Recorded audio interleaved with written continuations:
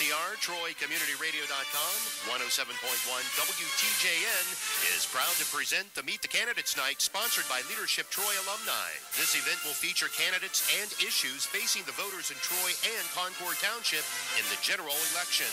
Live coverage of the Meet the Candidates Night starts right now.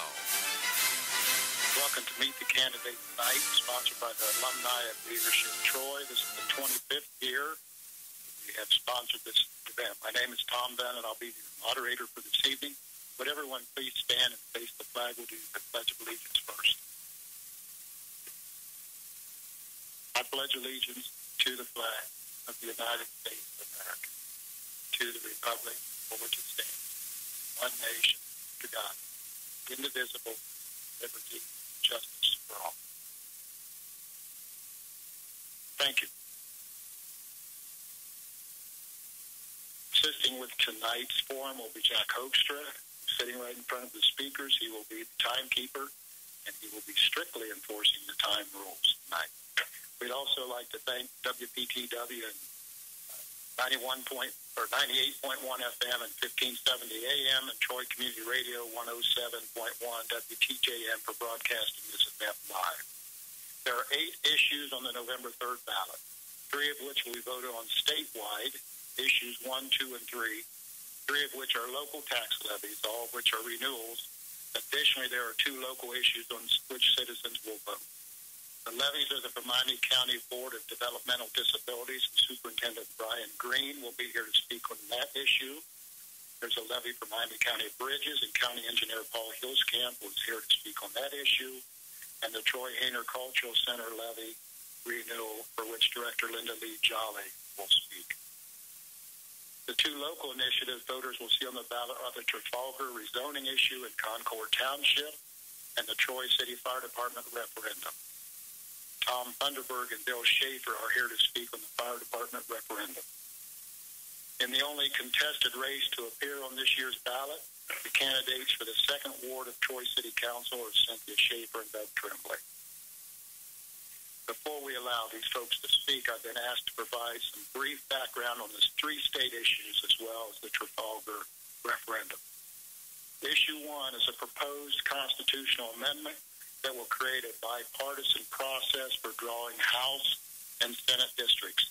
The intent of this amendment is to make districts more compact and politically competitive while eliminating the secrecy and partisanship that currently dominates that process. Issue 2 is a proposed constitutional amendment referred to as the Anti-Monopoly Amendment. Lawmakers crafted this amendment in response to the Marijuana Legalization Initiative, which is Issue 3, which would create 10 facilities with exclusive rights to commercially grow marijuana. Voters' approval of this issue would not permit monopolies like this to be created, and according to Secretary of State John Husted, if both issues 2 and 3 pass, issue 2 would undercut issue 3. Issue 3 is a proposed constitutional amendment that would endow exclusive rights for commercial marijuana growth, cultivation, and extraction to self-designated landowners who own 10 predetermined parcels of land in Butler, Claremont, Franklin, Hamilton, Licking, Lorain, Lucas, Delaware, Stark, and Summit counties, with 1 additional growth facility to be allowed in 4 years if the existing facilities cannot keep up with consumer demand. The Miami County Commissioners vote earlier this year to rezone 50 acres of Monroe Concord Road in unincorporated Concord Township is the subject of the Trafalgar referendum. The Commission's vote would change the land's rezoning from agricultural to single-family residential. This is the 18th time a referendum has been placed before township voters. The rezoning has been approved and challenged in referendum and votes since 1995. Voters in the unincorporated area of Concord Township will decide this issue. So now the rest of tonight will be divided in 3 different activities. First, the speakers will be given 2 minutes for opening remarks, which you can give from here at the podium. They will speak in the order in which they are listed in your program. After the speakers are done with their opening statements, David Fong from the Troy Daily News, Matt Bayman from MiamiCounty.com, and Scott Hornberger from WTJN Radio will have questions that they will pose to the candidates. Audience members, if you have questions you would like to submit, we have runners. You hold up your program, jot your question down at the bottom of the page. A runner will come and deliver it to the table, and your question will be asked. Candidates, you will answer your questions from your seat. You will have 60 seconds to respond to each question. When the question is asked if the candidates are on the issues, out of fairness to everyone, I'll try to alternate who goes first. In the interest of time and fairness, we ask that you hold your applause after they have given their answers. After the completion of the question and answer format, candidates will be given 60 seconds for closing comments to be given from their seat. These comments will be given in reverse order from the opening statements. The time for the forum will be limited to 60 minutes. Candidates, please keep your eye on Mr. Hoekstra. He will be giving you a word about where you are in your process. So we will begin this evening with Superintendent of Miami County Board of Developmental Disabilities, Brian Green. Thank you, Tom. I'd like to thank the Leadership Troy alumni for sponsoring this event and providing an opportunity to share information about our campaign.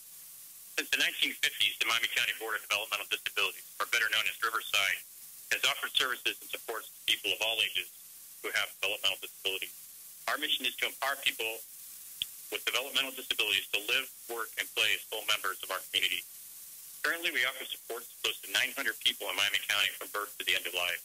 Services provided directly by Riverside include case management, early intervention services for children ages 0 through age 5, physical, occupational, and speech therapy, nursing services, recreational activities, Special Olympics program, community housing, adult day services, employment training, transportation, and incident investigation.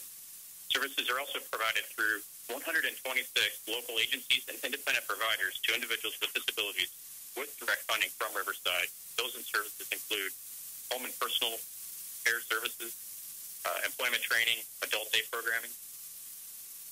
We provide all these services through funding three sources. One is the $1.7 million continuing levy, which covers approximately 20% of our operating expenses. The state and federal funds, including Medicaid, which covers approximately 40% of our budget, and this current 5-year $2.5 million levy on the ballot November 3rd, which covers approximately 40% of our operating expenses. It will expire December 31st, 2016. And with support of the Miami County taxpayers, we hope to renew this levy. As a renewal, there are no new taxes being requested. We hope that on November 3rd, Miami County voters will continue to care and vote for our renewal levy, which is under the name of the Miami County Board of Developmental Disabilities. Mr. Huelskamp.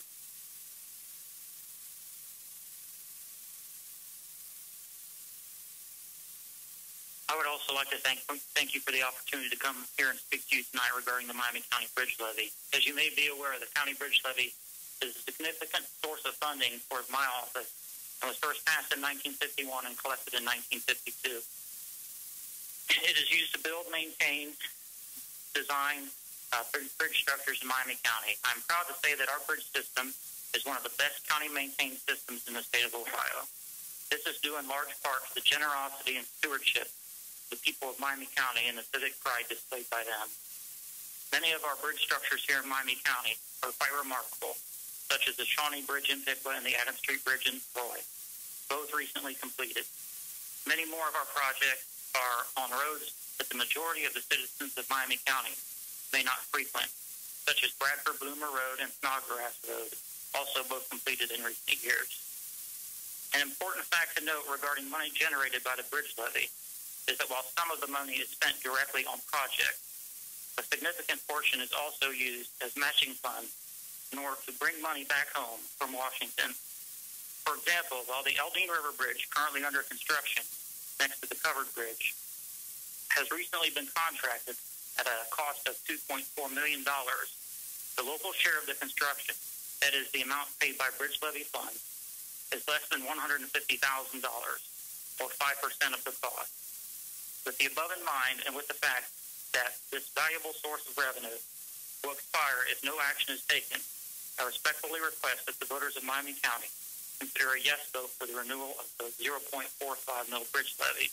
which will cost a homeowner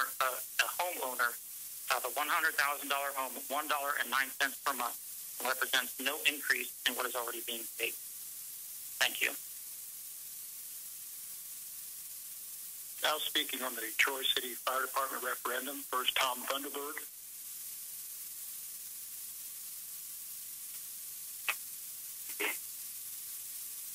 In April 2014, the City of Troy completed a staffing analysis explaining the current staffing levels of 38 full-time firefighter paramedics were satisfactory to meet the service needs for current emergency volume runs.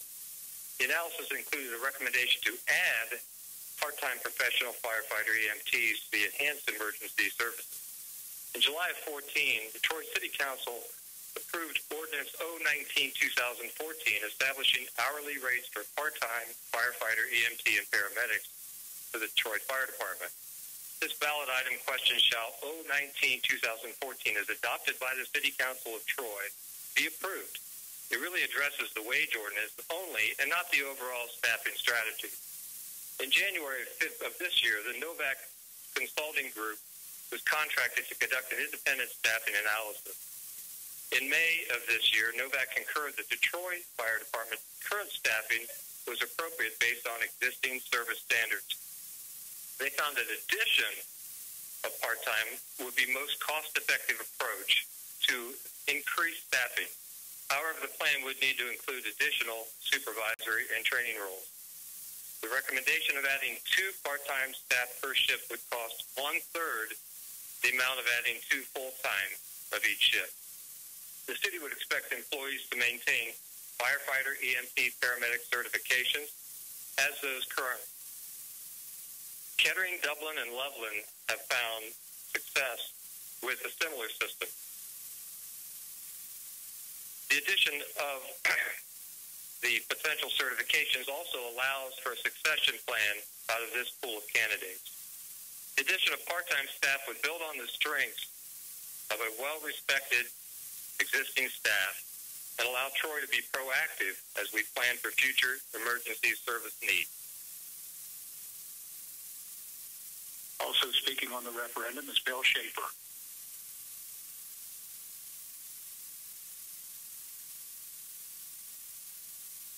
The proposition to increase the staff at the fire department with part-time firefighters, in my opinion, is basically a cost-saving measure to get away from staffing, to increase level of staffing with full-time firefighters. I'm not opposed to trying to save costs, but the big question is, what are you going to give up in order to try to save those costs?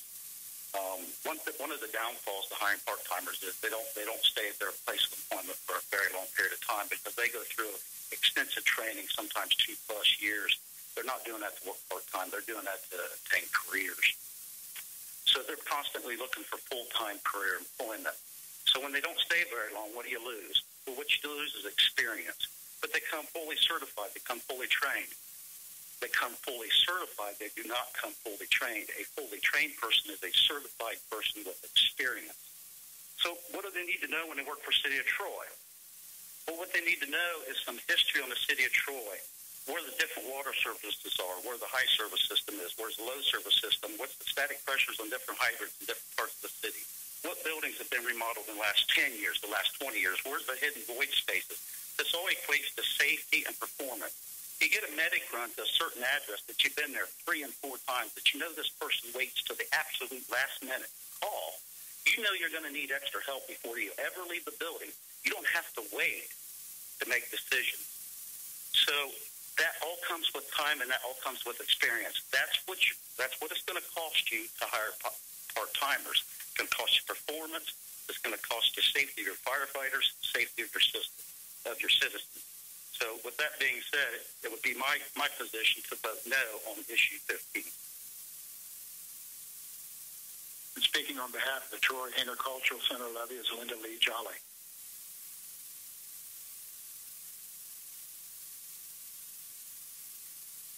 Issue 11 is the 8.85 renewal levy that will continue support for the Hainer Center.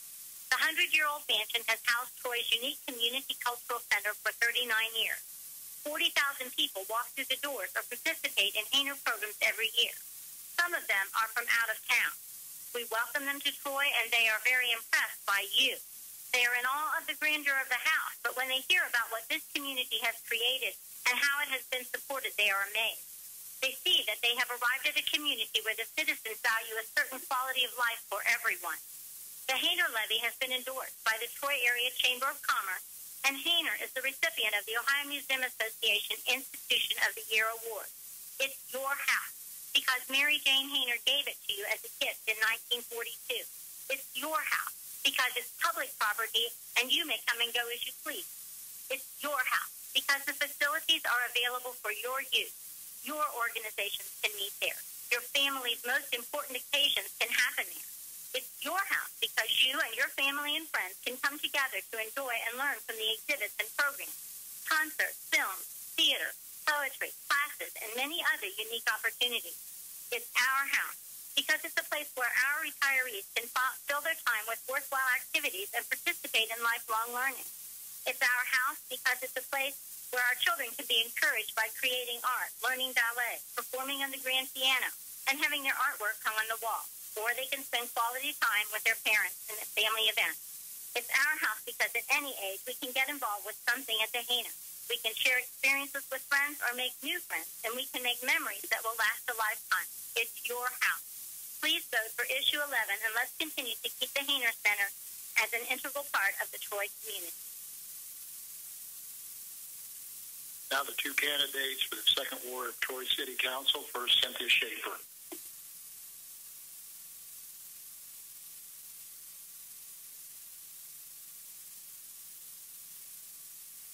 Good evening. I am Cynthia Schaefer, a graduate of Troy High School, proud to be the first class of Red Hawks from Miami University.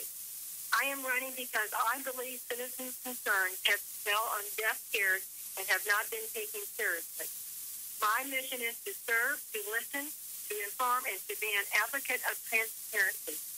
I support full-time firefighters and responders, affordable housing, a Whole Foods store, grocery store downtown, green spaces, and small businesses.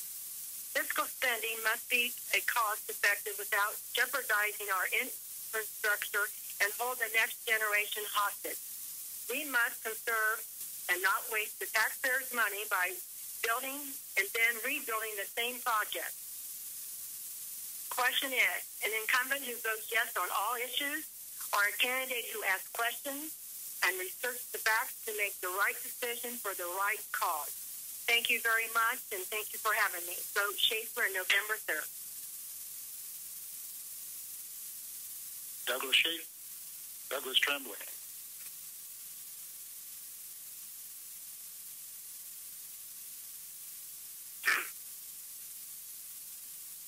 I want to thank Leadership Troy alumni for sponsoring the Meet Candidates program tonight. This is the type of opportunity that makes Troy a great place to live.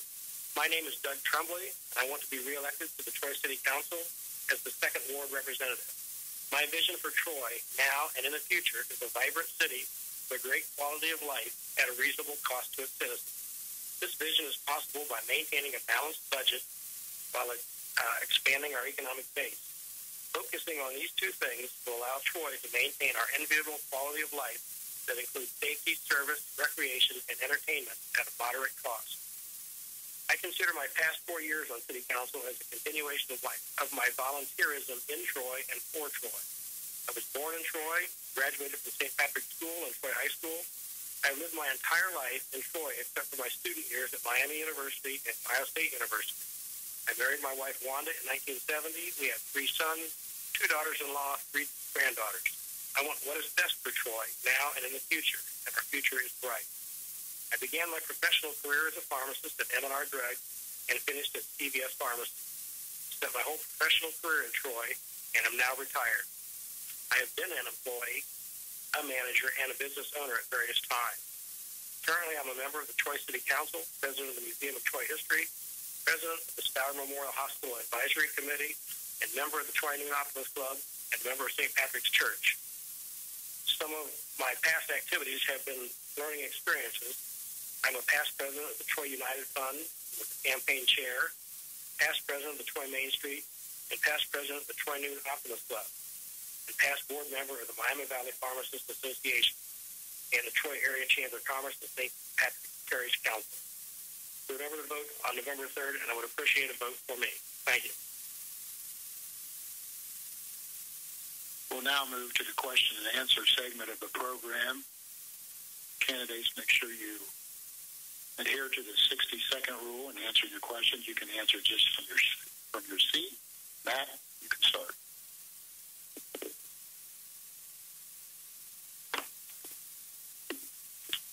All right, this question is from the audience.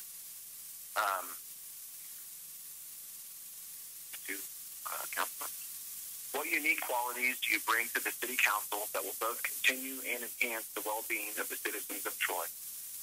Mr. Tremblay, you go first. My past experience living in Troy, being active in Troy, sitting on a lot of different boards and being presidents of organizations, give me a way of looking to work with other people to solve problems. Schaefer.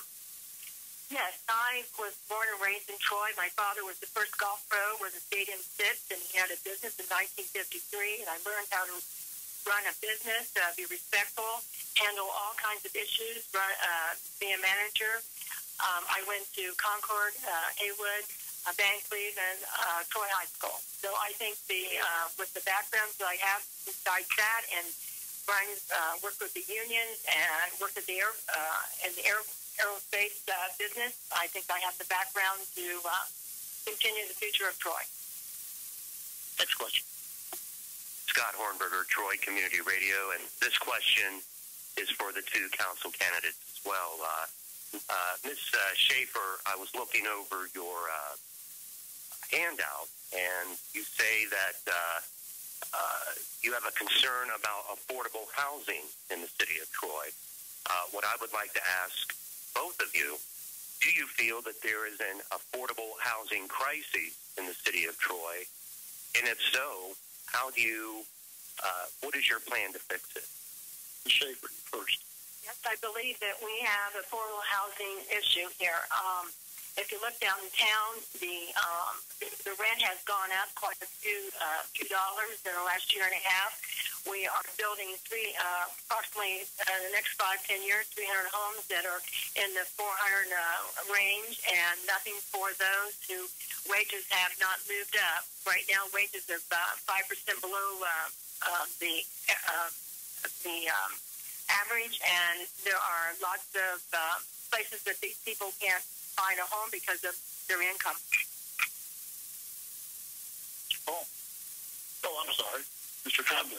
I don't believe that we have a housing crisis. I think we have housing of many different levels, and there are some public housing.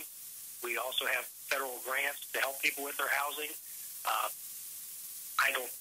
We are getting a lot of, making more residential areas downtown, and the reason the rents are higher is because of downtown success.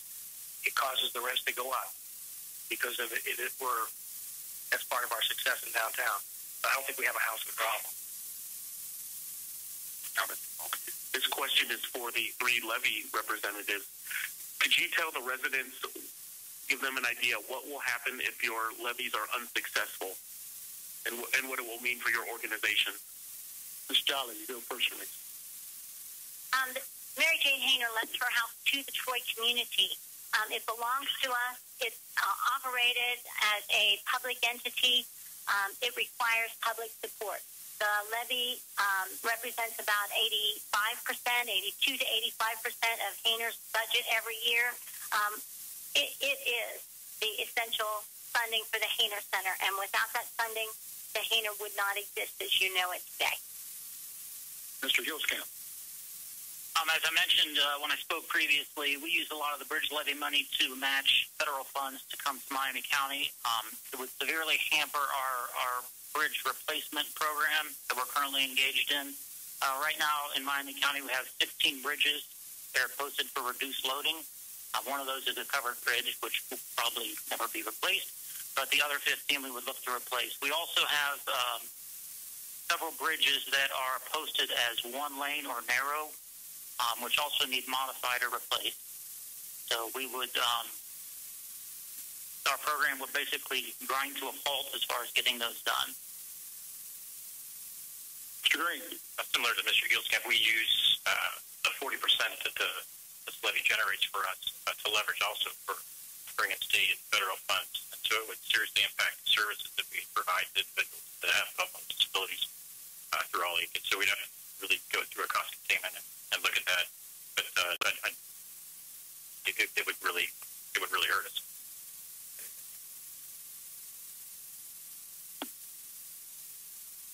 Ms. Schaefer, when you had your opening remarks, what needs do you feel your potential constituents have been denied in the past, and what would you do to correct that, and then how would you respond to that? What needs, in your opening remarks, you kind of spoke that some of your constituents, potential constituents, their needs have not been met. Can you elaborate on that and maybe explain what you would do, and then can you respond to that? Well, I feel that after talking to lots of citizens, because I walk downtown, I live downtown, and they're concerned about the spending of the money that went to Treasure Island, the money that's going over to the arena, and those things, instead of fixing the infrastructure of the streets, the sidewalks, and affordable housing, to build more of that. They are concerned of the spending and not staying within the budget and not having a say. Mr. Tremblay. First of all, our budget is balanced. This is the time of year that we set our budget for the next year. And since I've been on there, I believe our budget is imbalanced every year. That's the first thing. My constituents can contact me by email. My email is on the troyohio.gov site, and my phone number is in the phone book, and it's published on the website too. And I talk to any and every constituent, that contacts me. Okay, this question is also for the council candidates, if you could both respond. Are you for or against part-time firefighters? Mr. Tremblay, you first. I am for the part-time firefighters. They're used as an adjunct or an aid to our staff, our excellent staff, I might add. When we had the consultants look at it, they said what we were doing is adequate. I think it's more than adequate. They're doing a good job. We're just trying to give them an extra set of hands to help them in some situations, like when you need a driver for the ambulance, so your paramedics then can attend to the patient. Ms. Schaefer. Well, I have a different view. I want full-time firemen. We are growing. Troy is growing. Our growth is growing. We're going to be out toward Pleasant Hill, out toward Troy, Urbana, Troy, Piqua, all over. And I feel that part-time do not have the back to the full-time. And I spoke to the departments in Columbus and Dayton, Beaver Creek, every place I've been in the last year and a half. And the problem is they are trained. I will say that they are trained, but they're not there all the time on 24 hours to have the next person's back. And I'm also for responders, and we're going to need more police department while I'm at it. We have an audience question for the two city council candidates. If the plan is to put ball fields on the Jules Camp property, do you have any estimates of the cost of these fields? The person who asked this question said, I have heard the estimates as high as $4 million. Ms. Schaefer. Well, I'm not privy to that information. I'm glad to see that we have bought that farm and that the baseball diamonds will be going up there and will be flooded, so that would save the cost effective of that sort. Other than that, I'm not sure. I've not heard that. Mr. Tremblay. I've not heard a figure of $4 million. They haven't even laid out exactly how the ball diamonds would go. That would be part of getting a consultant in, tell you how you can lay it out, and then also give you a ballpark, so to speak, price. Because and you won't know the exact cost until you actually bid it out. But the consultant could tell you what you're looking at. But I've never heard any number. I don't think I've ever heard any number and let alone $4 million. Next question, please. In regards to the bridge levy, you've spoken a little bit about it, but if the levy does not pass, will it affect, or how will it affect the matching funds from the state government? And what would that mean? But as I mentioned, we have several bridges that are posted. And I wanted to mention also, we have over 3,000 bridges and culverts that we maintain here in Miami County. If you don't have the matching funds, you don't get the money. So basically, if we don't have the 5% or 20% or whatever it takes to match the funds from the federal government, we won't get the remainder of the money. Unfortunately, the cost that we're talking about, as I mentioned, for building bridges and things like that, the costs have risen exponentially over the past few years. So it would be really devastating if you can't get 80%. I mean, imagine if someone cut your paycheck by 80% as far as how would you manage your household. So it would be something similar to that. Next question. I just have to ask another question to the council candidates. Some may know that I ran for city council once or twice in the past 10 years. And the number one question I was always asked is, Scott, why on earth do you want to run for city council? It's so thankless. It's so, so many people maybe attack you, or why would you want to run? Why do you want to be a city councilman? So I would really like both of our candidates to give us their true, heartfelt reasoning as to why they want to serve in the capacity of Troy City Council. Mr. Tremblay. As I said in my opening statements, I consider it volunteer, basically. And in my younger days, I had several people ask me to run.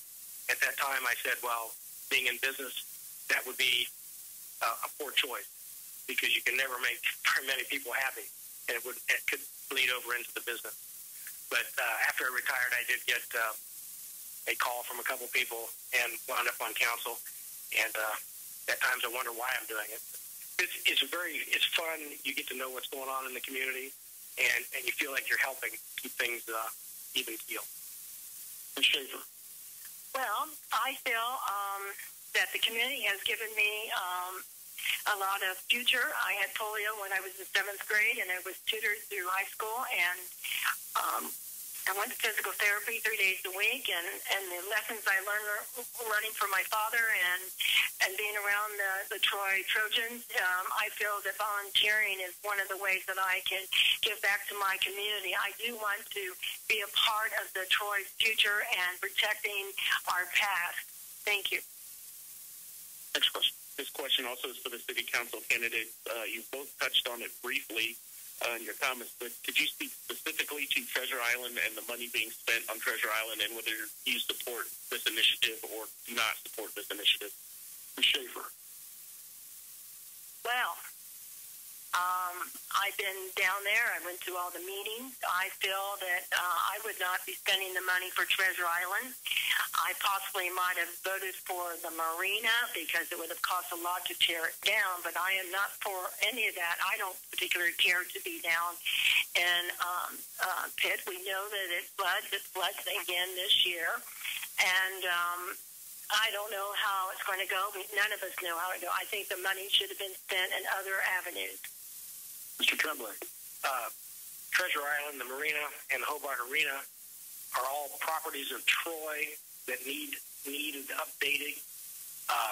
The financial situation was not good in the past to do that. We are in a pretty good position now.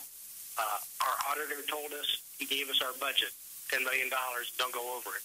We have several large long-term debts that will be going off in the near future. So he felt comfortable with $10 million, and right now borrowing $10 million has a very low rate. We stayed within our budget. We've had to make some adjustments, but I think everyone's going to be happy with what they see in the next 2 years. Next question. In regards to the firefighters, I just wanted to get your opinions on how, what you felt, City Council, their reaction to your needs and what you feel should be done at this point from their point of view, from council, what you request from them. Mr. Schaefer. I attended several, or at least two of the meetings at the council chambers before they brought this proposition up, whether we're just discussing all the topics and the facts. I think they were very concerned. I think they paid attention. What I don't know that they quite understood is I retired from the fire department. I spent 27 years with the city of Troy, and they're all very adamant about the way they feel. And the real question is, whenever you look at why somebody wants something or doesn't want something, what is their motivation? And the firefighters, this puts nothing in their pocket. It doesn't add money. It doesn't add anything. It's all about their performance and safety. And when you look at a quality of a job, who better to ask than the people that are actually out there doing it? If they are this adamant about that it's a bad idea, it's a bad idea. Mr. Funderburg. Yes, thanks for that question. I believe that the Troy City Council takes a lot of pride in the services, and they understand the effort that the fire department and our men in that department conduct on a daily basis. So they listen very, very adamantly to that. They had three options, actually. You hear one or two, but they had an option of status quo, which is what many of the consulting information came back to be, or go full-time to add a couple of people at a cost of about $1.5 million, or let's try something different. Let's look out here, and let's try and start with qualified part-time individuals, where many of our current firefighters started out as part-time individuals working on another department. Let's try that for a third of the cost. Let's make sure that we put them through stringent selection standards, which that's my job then. And they made a decision, let's start with that. That seemed to make a lot of sense, and it was after a lot of thought and careful listening. And I think we just have to work through this. Next question.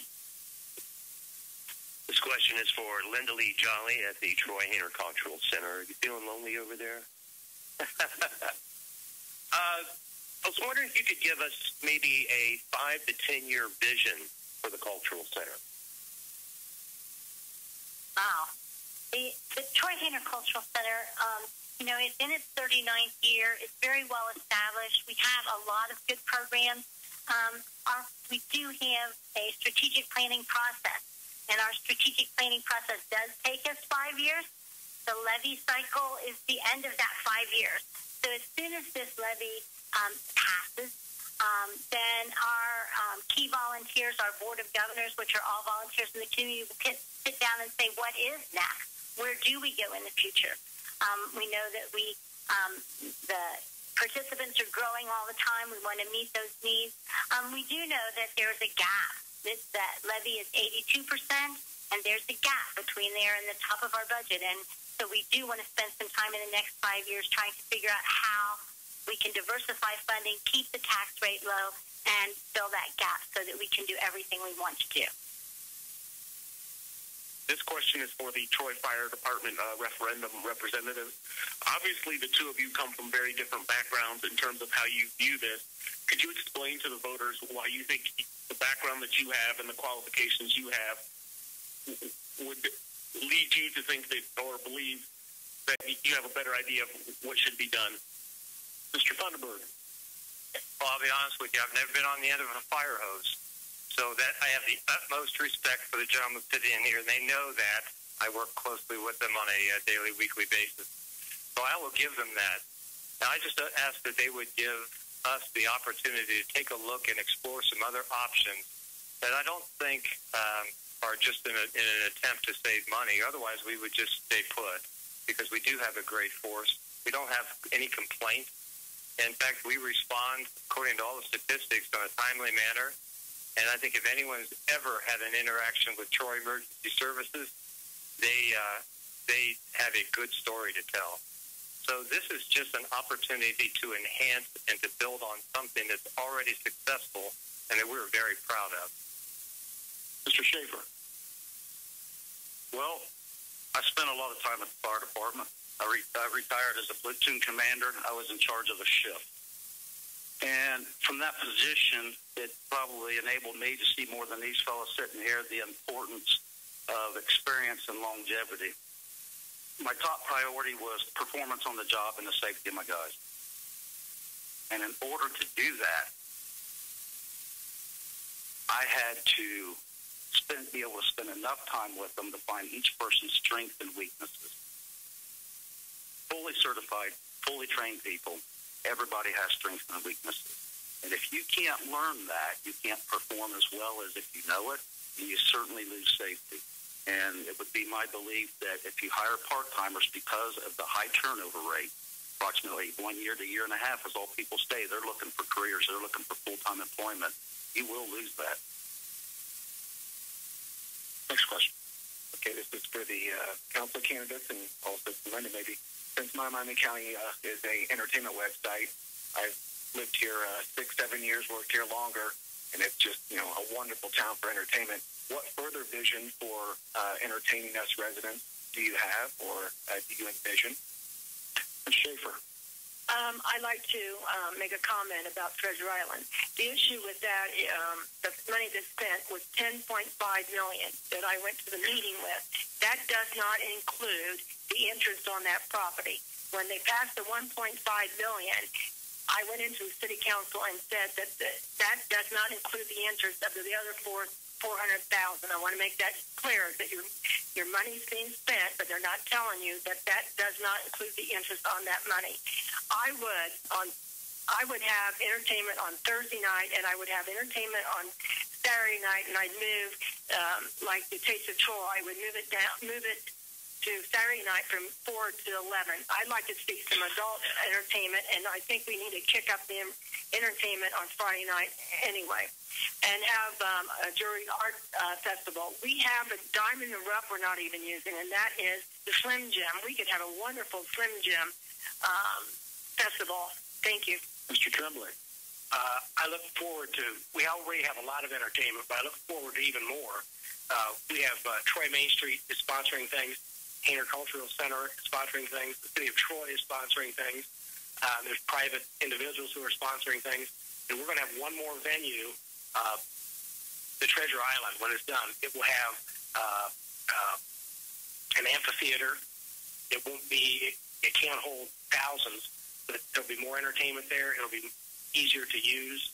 It's already set up. And there will be a large shelter house.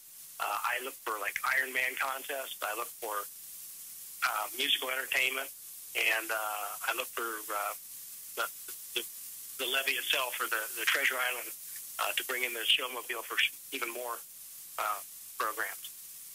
Ms. Jolly as well. Yes. Ms. Jolly. Thank you. The Troy Hainer Cultural Center is always looking for and helping the citizens facilitate the use of the Hainer the way they want to use it. So a lot of our programming is what people come to us with and say, we'd like to do this, we'd like to do that. We also like to provide or try to provide different kinds of programming and unique programming for all different ages in our community. We have programs for seniors, we have programs for families, we have programs for people that are interested in arts and cultural opportunities. We do participate with the downtown programs, and we spend a lot of time and have the opportunity to collaborate with other organizations like the Troy Main Street, the Miami County Visitors Bureau, the Troy Public Library, the Lincoln Center. When we can combine our resources and our efforts with those other organizations, we can make great community events happen. Next question. Well, since we're on the subject of Treasure Island, I just have one other question, actually two separate questions for the council candidates. Ms. Schaefer, you mentioned that you felt that too much money was being spent on Treasure Island and that money could be better spent in other avenues. I was wondering if you could share what those other avenues are or would be. And Mr. Tremblay, your opponent alleges that the area will flood. As someone that is sitting on council, I'm wondering if you can tell the audience what are some of the things being done to assure that it doesn't flood or doesn't flood like it does now. Mr. Tremblay, you go first. Yes, Treasure Island will flood several times a year, meaning that the river will get out of its channel and go up onto Treasure Island and the land there. The land is being graded, much as if you think how your bathtub drains from the top to the bottom. Right now, it goes down so far, and then it goes back up, holds the water. When they're done, the next big rain we have, the water will come up. It'll go right back down into the channel in a day or so. And we will have hoses out there with hose bibs that staff can then just wash off the sidewalks, and you're ready to go, sort of like River Skate Park in Dayton. And what was the other question? Sure, Ms. Schaefer. Oh, the money. Yes, the money down there. I would have suggested putting us in the Troy Park where the baseball diamond is, to put a small shelter in there and had music in the park, because then we at shade, and then reopen the counter in the big shelter there. They used to have a refreshment stand, so we built a small band shelter in where the baseball diamond is. Seniors could come on Sunday afternoon and be shaded. And then we spend other money, taking that money to upgrade our parks and systems and get off all the chemicals. We put triple three going on the levee, and we put Roundup in all our parks. That should not be happening, because that is going into our sustainable water that we're going to need here in the next 10 to 15 years as Troy grows. Next question. This question is for the council candidates again. Obviously, out in the city council, you have to face a number of issues, but what do you think is the biggest issue currently facing the city of Troy? Ms. Schaefer.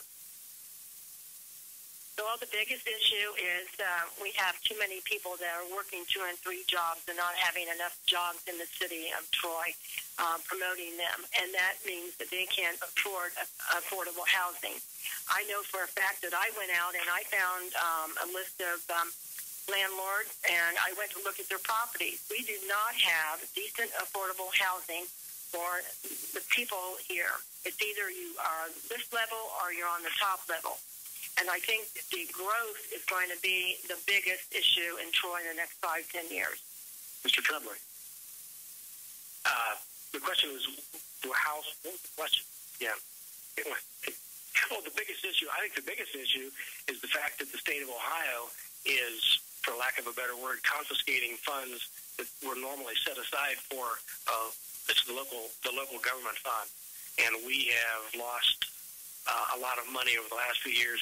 We're hoping that ends. That was how the state was going to balance their budget. As far as jobs go, we've been very successful. We have Crown Lift just put in a huge thing. Clopay is hiring a bunch of people, and they are increasing the size of theirs. We're doing very well at attracting jobs. We're trying to also attract jobs at every level. Next question. This is an audience question for the fire department referendum. If the referendum passes and we stay status quo, how much overtime are we looking at? If things are okay the way they are, why are we talking about hiring more staff? Are healthcare costs making it more difficult for cities everywhere to hire full-time firefighters? Mr. Schaefer?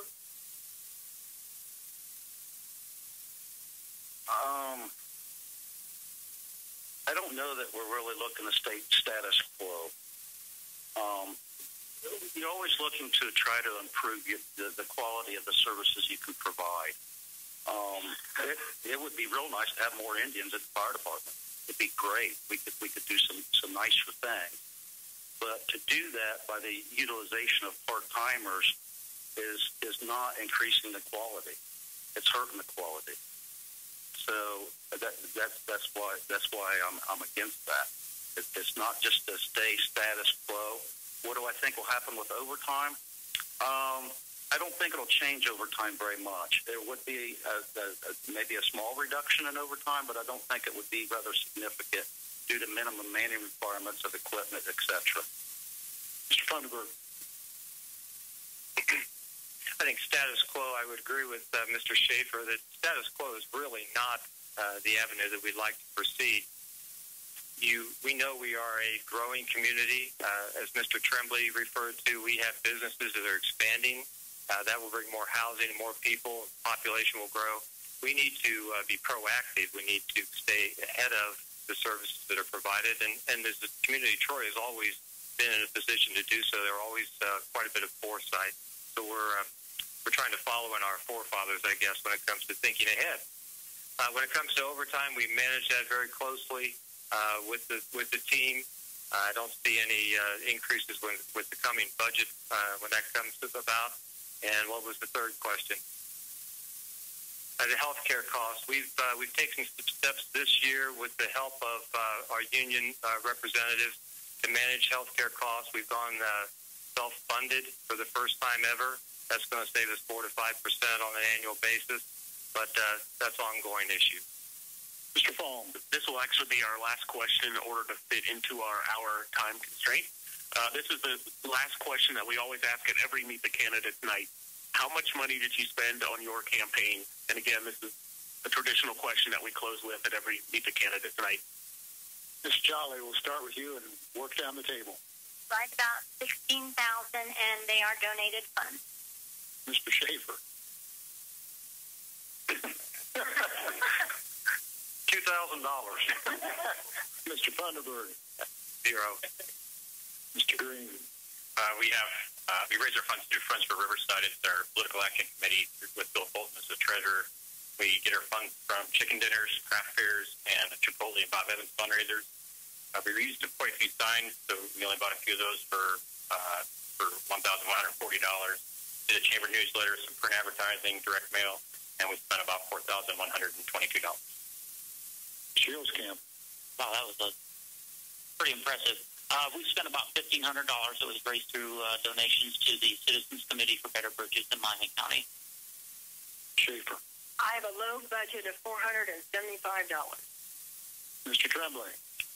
I spent about $160 on yard signs, and I haven't got the bill yet on those real snazzy door hangers. I don't suspect they're going to cost more than $50 or $100. Real snazzy, aren't they, Scott? And I haven't got the bill for it, but I don't know what it'll be. But Characters has always been a reasonable printer. Okay, now we'll end the evening with closing comments from all the people sitting at the front. We'll start with Mr. Tremblay. Remember, you have 1 minute for closing remarks. The one comment I wanted to make was that the real work and discussion for council happens at the committees. That's where legislation and ideas are changed or not approved, or they are recommended. The real work is there. The actual voting at council, it's a pretty dry process. It's not very exciting there. The information is exchanged and worked on at the committee level. That's the only thing I have to say. I just would appreciate you being able to volunteer for the city for another 2 years. Thank you. Ms. Schaefer. Thank you. I want to thank the leadership of Troy and all of you for having me this evening. I'm really proud to be here and very passionate. And I'm a passionate person, and I want to be elected to Troy's future and for all the good work that I can do from my volunteering and my background and in my experience. Thank you so much. Ms. Jolly. Issue 11 is the .85 renewal for the operation of the Troy Hayner Cultural Center. It costs the owner of a $100,000 property $26 a year. It generates $545,200 annually for the operation, programming, and maintenance of the Hayner. It represents the vital 82% of Hayner's annual budget. The Hayner is a public enterprise, and public support is required for its continued existence. Because Mrs. Hayner left her home in care of the Troy City Schools, it will appear on your ballot as a school levy. The only school levy on your ballot on November 3rd is for the operation of the Hayner Center. This levy will not raise your taxes. It will ensure that the doors remain open for you and for generations to come. It's your house. Please vote yes for issue 11. Vote yes for the Troy Hayner Cultural Center. Mr. Schaefer. I was born here, raised here, went to school here, and I worked here. There's one thing that I know. Troy's a quality city, good place to live.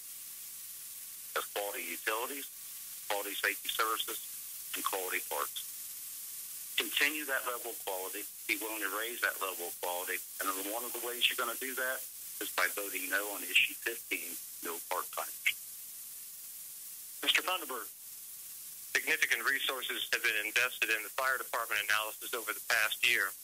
The part-time firefighter EMT option is intended as taking what is understood as an asset of the city of Troy, its fire and emergency services, and making those services stronger. It would provide more flexibility and operational coverage while positioning us for the continued growth and development. Citizens of Troy expect their leaders to continually assess city operations in order to implement effective measures to ensure public safety.